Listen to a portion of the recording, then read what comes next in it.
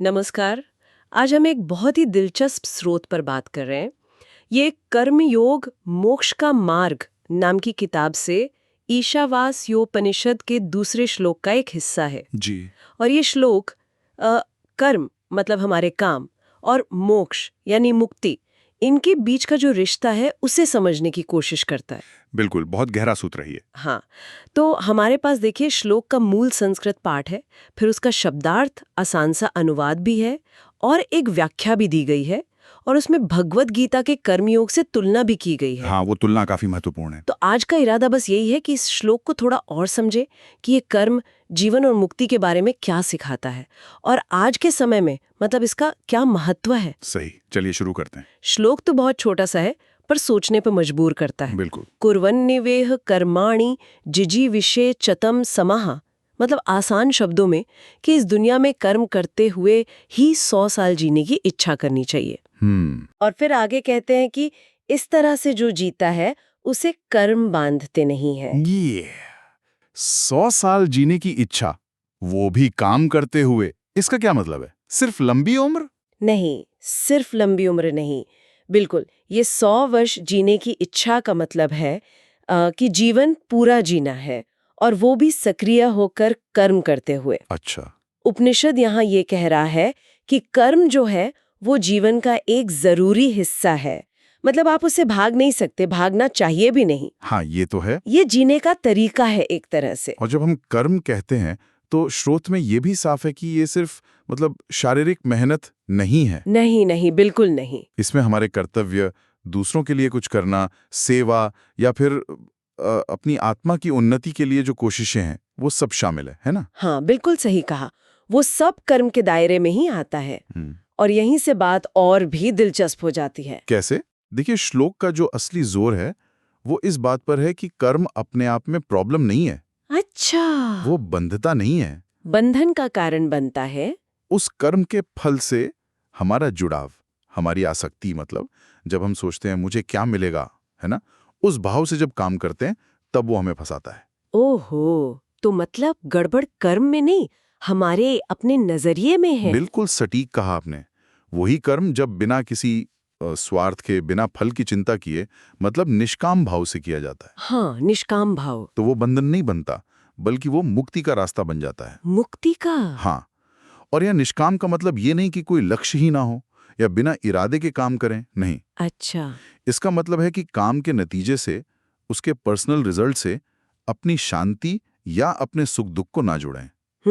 और उपनिषद तो बहुत साफ कहता है कि कर्म के इस रास्ते के अलावा मोक्ष का कोई दूसरा रास्ता है ही नहीं। सिर्फ कर्म छोड़ देना या दुनिया से भाग जाना वो काफी नहीं है। जब आप ये निष्काम कर्म की बात करते हैं तो मुझे फौरन भगवत गीता याद आती है। श्री कृष्ण भी तो अर्जुन को कुछ ऐसा ही समझा रहे थे ना? हाँ, बिल्कुल। क्या ये एकदम वही बात है या उपनिषद और गीता में कुछ फर्क भी है? ये बहुत अच्छा सवाल है।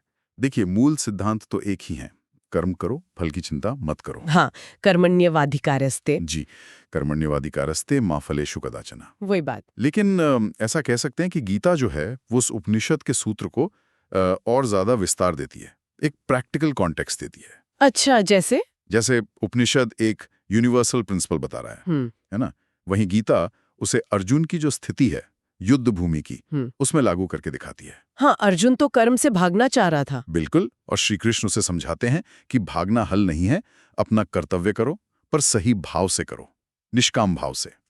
वही धर्म है और वही मुक्ति का रास्ता भी। तो दोनों ग्रंथ कर्म के महत्व पर और उसे सही भाव से करने पर जोर दे रहे हैं। हाँ हाँ, बिल्कुल। कर्म से भागना नहीं, कर्म को सही ढंग से करना। तो फिर ये जो सदियों पुरानी बात है, आज की जो हमारी लाइफ है, इतनी भाग दौड़ वाली, हर कोई सक्सेस, पहचान, पैसे के पीछे है, ये बात फिट कैसे होती है? मतलब क्या ये अव्यावहारिक सी नहीं लगती? बिना फल की इच्छा के काम करना, इससे आगे बढ़ने का मोटिवेशन खत्म नहीं हो जाएगा? ये सवाल बहुत लोगों के मन में आता है, स्वाभाविक है।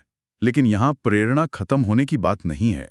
तो प्रेरणा कर्म करने की होनी चाहिए, अपना बेस्ट देने की होनी चाहिए, सिर्फ उसके नतीजे की नहीं। असल में ये सिद्धांत आज शायद पहले से भी ज्यादा जरूरी है। वो कैसे? देखिए, जब हम सिर्फ नतीजों से बन जाते हैं, प्रमोशन मिलेगा, तारीफ होगी, प्रोजेक्ट सफल होगा या नहीं, तो हम एक लगातार स्ट्रेस में रहते हैं, है ना? हाँ, ये तो होता है। हमारी खुशी, हमारी शांति वो बाहरी चीजों पर टिक जाती है। निष्काम भाव का जो अभ्यास है वो हमें इस निर्भरता से आजाद करता है। अच्छा। हम अपना काम पूरी लगन से करते हैं। क्यों?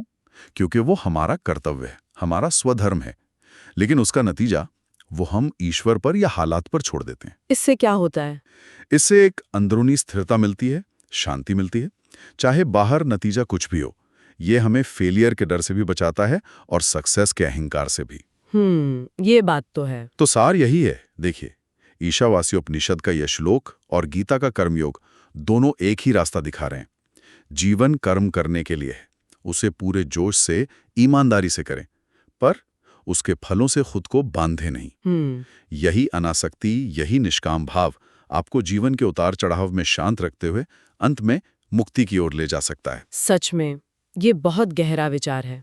अगर कर्म जीवन का सच है और मुक्ति का रास्ता भी इसी से होकर जाता है, तो सोचने वाली बात ये रह जाती है कि हम अपने रोजमर्रा के जीवन में, ऑफिस का काम हो, घर की जिम्मेदारियां हो या समाज के लिए कुछ करना हो, इस फल की आसक्ति न रखने वाले भाव को कैसे ला सकते हैं? हाँ, ये अभ्यास का विषय है।